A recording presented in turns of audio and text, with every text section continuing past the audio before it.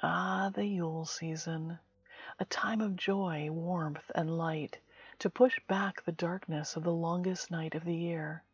It's a season steeped in tradition, where we gather with loved ones to celebrate the winter solstice, and share laughter, feasts, and the glow of a roaring Yule log fire. But in ages past, Yule was also a time of great mystery, when the shadows were longest, and the veil between the worlds was said to be thin. And so, ghost stories became part of the season's magic. Tales whispered by firelight, meant to thrill and chill on the coldest of nights. Even A Christmas Carol, one of the most iconic holiday stories, comes from this very tradition. Tonight, in the spirit of those old customs, I have 3 haunting stories to carry you through the darkest hours of the season. Imagine sitting with me by the crackling fire of a Yule log with a warm drink. Let's begin.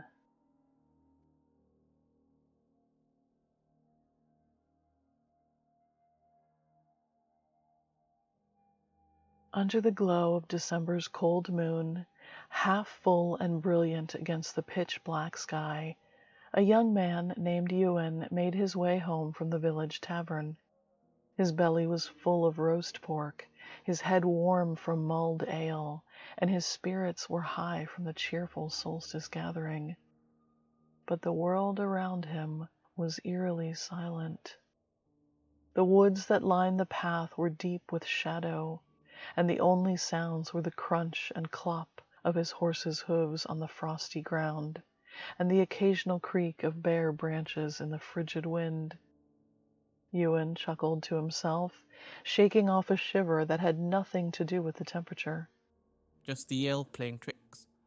He muttered, urging his mare Daisy to pick up the pace. But then he noticed it. A sound, soft, rhythmic, and deliberate. Footsteps crunching through the snow, keeping pace with Daisy's trot. He turned his head, peering into the gloom of the bare trees beside the path. But there was nothing there. The sound stopped when Daisy paused, but as they started moving again, it returned. Ewan's drunken cheer began to curdle into fear. The footsteps seemed to match his every movement, as if whatever was following him preferred the cover of night. He gave Daisy a nervous pat.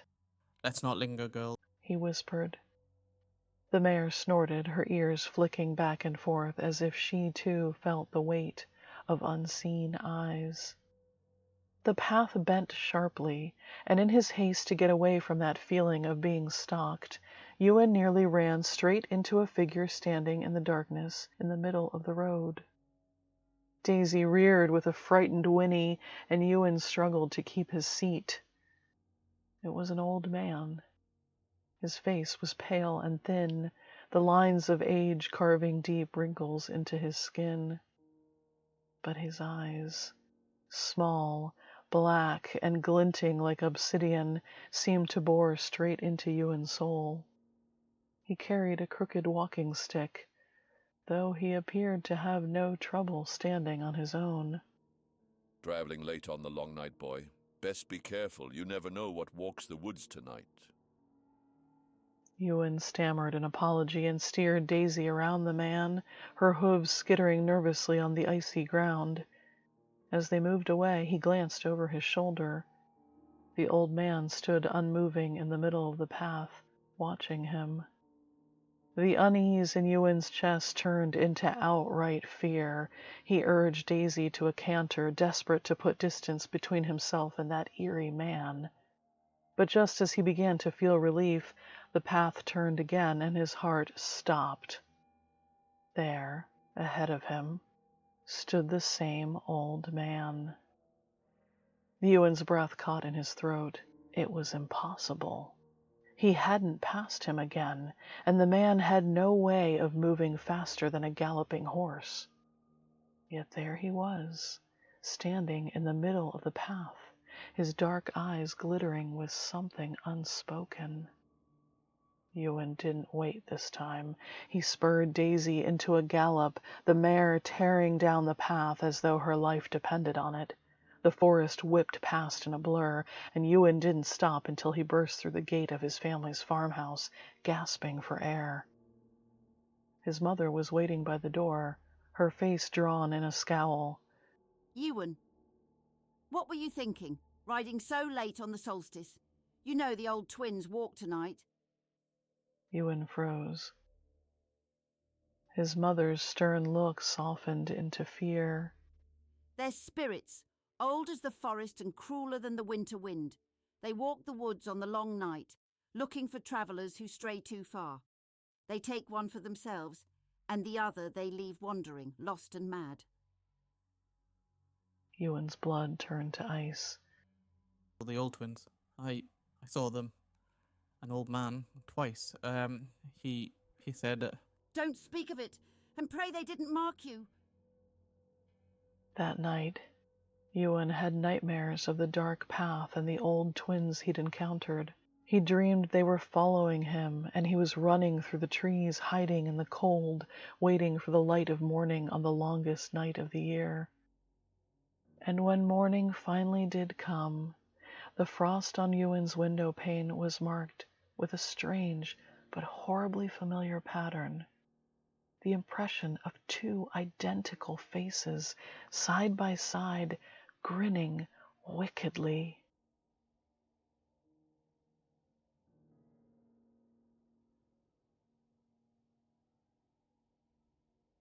Our next story begins on a bitterly cold December night in 1886, during the height of Victorian splendor, when a wealthy textile merchant named Thomas Barrington decided to host the grandest Yule gathering his town had ever seen. Thomas was a man of ambition, known for his opulence and unrelenting pursuit of fortune, despite the human cost.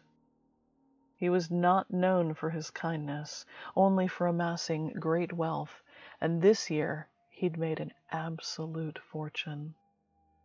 The celebration was meant to remind the town of his status and his superiority. His manor, perched atop a hill surrounded by barren woods, was a beacon of extravagance that night. Every room glimmered with golden Yule decorations, and he'd spared no expense in entertainment. Minstrels, dancers, and even performers to reenact ancient pagan rites for his guests. The laughter and music could be heard for miles, echoing far into the dark woods during the longest night of the year. But amidst the revelry, something strange happened. An uninvited guest appeared. He was gaunt, and his clothes hung on his skinny limbs, tattered and worn, contrasting sharply with the rich splendor of Thomas's party guests. He drifted into the room like a shadow slipping through the cracks. The noble and influential guests fell silent. Thomas immediately approached the man, his tone sharp and cold. "Who are you, and why are you here?" The stranger fixed Thomas with a cold stare. His piercing eyes seemed to see right through him. "I come for what is owed." The words sent a chill through the room. Thomas faltered, his confidence wavering for the first time that night. Before he could respond, the man melted back into the crowd of people, vanishing as mysteriously as he had appeared. The festivities carried on, but the guests whispered about that strange man, and no one claimed to have seen him leave. The next morning, the servants made a ghastly discovery. Thomas was found dead in his study, cowering rigidly with clenched fists beside the hearth. The Yule log, formerly a centerpiece of warmth and tradition, was found cold and ashen, and smeared with a single bloody handprint, as though someone had extinguished it by a single touch. The rumors spread like a virus. You see, Thomas's wealth had always seemed to come too quickly and too easily. Some whispered that he had made a pact, a deal sealed in desperation to amass his fortune. But deals always have a price to be paid, a price that had come due on that fateful Yule night. What's more, Thomas's vast fortune seemed to vanish overnight. His accounts were found to be empty, his treasures gone, as if spirited away by unseen hands. The manor, cursed by that terrible night, was abandoned for years. Locals avoided it, and even to this day it stands empty, a hollow shell of its former grandeur. But on cold December nights, near the turning of the solstice, strange things are said to happen. Passers-by claim to see a shadowy figure at the frost-covered windows, watching and waiting. Whispered voices can be heard on the wind murmuring about a deal struck in darkness. Paranormal investigators have even visited, of course, drawn in by the stories, but even they don't stay long. Some report finding old coins scattered near the hearth. Others claim to see strange, burned symbols etched into the wood. But when midnight approaches, the bravest among them flee, terrified of what might come, for what is owed.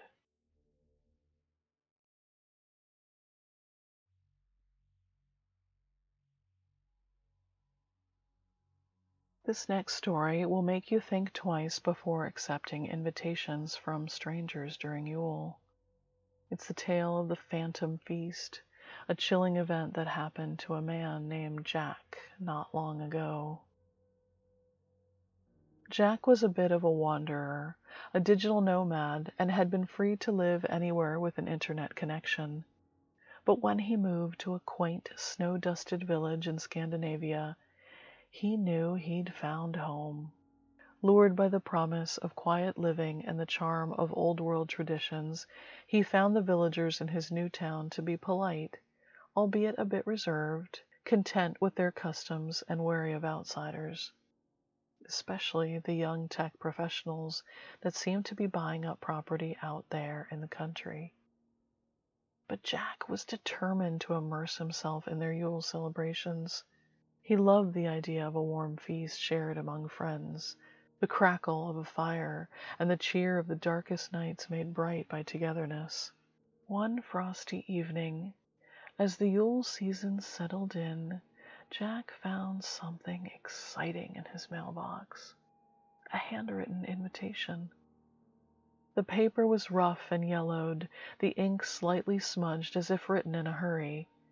It was an invitation to a traditional Yule feast at a farmhouse just down his country road. He hadn't heard of any gatherings from the locals, but he was new to town and didn't talk to many people yet. Maybe this was their way of welcoming him? The address was close by, so Jack bundled up in his thick black coat on the night of the invitation and made his way through the snow-laden path. The moon hung high in the sky, casting a cold silver glow on the surrounding fields and woods.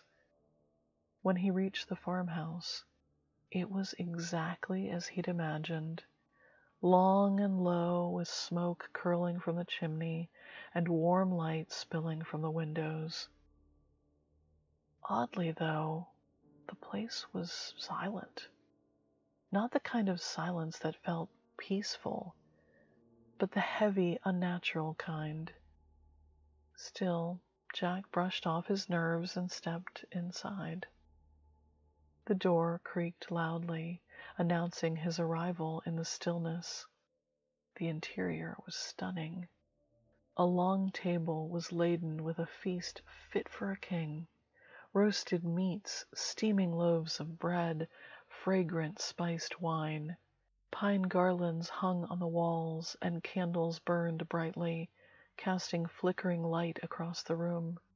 A roaring fire warmed the space, and for a moment Jack's nerves melted away. But where was everyone? Thinking he was early, Jack took off his heavy coat and poured himself a drink. The wine was sweet and rich, warming him from the inside. He sat at the table, marveling at the spread. He checked his phone. It was almost 9. He wondered if everyone was outside. And then, just as he reached for a slice of bread, he heard it. Soft, distant laughter, coming from the next room, faint but unmistakable. Jack smiled, relieved. Maybe the hosts were playing some sort of game. He pushed his chair out, scraping the floor loudly. But as soon as the sound echoed in the candlelit room, the laughter stopped. Jack stood still, straining to hear more. The sound of footsteps echoed, deliberate, slow, approaching the dining room. He watched the door to the next room, but no one appeared. The fire flickered violently, casting the room into sudden shadow, and the warmth that had filled the space evaporated. Icy tendrils seemed to wrap around Jack, making it hard to breathe. He felt lightheaded and suddenly terrified. He didn't wait to see who or what was coming. He turned and bolted through the door, stumbling out into the snow. As he turned to look back, the warm glow of the farmhouse had disappeared. The windows were shattered, gaping like hollow eyes, and the door he'd just left was ragged and hanging from its hinges. Jack backpedaled away from the house, standing shocked at the edge of the road for a few moments, trying to make sense of what had just happened before staggering home. The next evening, he stopped his neighbor, another American expat who he saw regularly walking his dog in the evenings. He asked him about the farmhouse. When Jack described the place and the feast, the neighbor just stared at him. I hear that farmhouse burned down over a century ago. It happened during a Yule celebration. The fire spread so quickly that no one made it out alive. And every so often, they say it appears again. But it's not a place for the living. Refusing to believe it, he turned and ran back to the spot where the farmhouse had stood. But when he arrived, all he found were the snow-covered remnants of an old foundation hidden among the trees. No lights, no feast, just the debris of an old farmhouse dusted with frost. And yet, as he stood there in the dark, he swore he heard it again. That faint, ghostly laughter drifting through the cold night air. When he reached the broken threshold, his breath hitched. There it was, his heavy black coat, crumpled on the ground, half covered in frost. He hesitated, but the bitter cold forced him forward. As he bent to retrieve it, a pungent, acrid smell hit his nose. Smoke. He froze, the hairs on the back of his neck standing on end. The coat felt strange beneath his fingers, stiff and brittle like old parchment. Slowly he lifted it, only for it to crumble in his hands, disintegrating into dark flakes of ash that scattered on the icy wind. Jack stumbled back, staring in horror as the last remnants of his coat dissolved into the snow. The smell of burning wood and roasted meat filled his nostrils again, thick and choking. Behind him, the faint sound of laughter rose again, carried on the wind like an echo from a long-dead celebration. Panicked, Jack turned and bolted, the phantom warmth of a fire licking at his heels as he fled into the cold, endless night, covering his ears as phantom screams filled the cold, dark night. And so, as the fire dies down and the longest night of the year stretches on, I leave you with this. May your hearth burn bright, and may you find joy with those you love. But as you celebrate, keep an eye on those dark corners of the room. You never know what might be coming through tonight's thin veil, lingering just out of sight. If you enjoyed spending Yule time with me telling ghost stories, let me know by giving this video a thumbs up and sharing your own favorite spooky stories in the comments. And remember to subscribe for more stories like this. On this darkest of nights, I wish you warmth, wonder, and mystery. Spooky good tidings to you all, and a very haunted Yule.